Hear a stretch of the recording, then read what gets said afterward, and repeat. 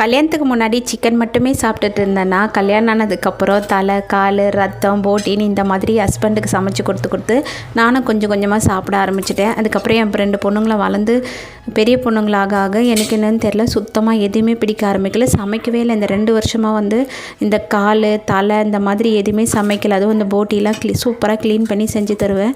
இப்போ அதை க்ளீன் பண்ணவும் பிடிக்கல, சாப்பிடவும் பிடிக்கல. அதனாலே ஹஸ்பண்டுக்கு செஞ்சு தராமல் இருந்தேன்னா, இன்றைக்கி தலை சூப்பராக க்ளீன் பண்ணி வச்சுருந்தாங்க, வாங்கிட்டு வருவான்னு கேட்டார். சரி அவருக்கு மட்டும் செஞ்சு தரலாம்னு சொல்லிட்டு வாங்கிட்டு வர சொல்லியிருந்தேன். என் பெரிய பொண்ணு என்னோட சேர்ந்து சாப்பிடுறதே கிடையாது. ஆனால் இந்த தலைக்கறியை சூப்பராக நம்ம க்ளீன் பண்ணிட்டோம்னா டேஸ்ட்டு சூப்பராக இருக்கும். அந்த கவுச்சி ஸ்மெல் எதுவுமே இருக்காது. அதுக்கு கல்லுப்பு கொஞ்சமாக மஞ்சத்தூள் போட்டு நல்லா பிசைஞ்சிட்டு சுடு தண்ணி அதில் ஊற்றி ஒரு அரை மணி நேரம் ஊற வச்சுட்டு அதுக்கப்புறம் தேய்ச்சி கழுவுனா சுத்தமாக அந்த தலைக்கறிக்கான வாசனையே இருக்காது. என் பெரிய பொண்ணுக்கு மட்டும் கொஞ்சம் தோட்டத்தில் போய்ட்டு பொன்னாங்கண்ணி கீரை பறிச்சிட்டு கூட்டு மாதிரி வச்சு கொடுத்துட்டேன். மூளையை அப்படியே பெப்பர் ஃப்ரை மாதிரி பண்ணி ஹஸ்பண்டுக்கு கொடுத்துட்டேன். நானும் கொஞ்சம் டேஸ்ட் பண்ணேன்.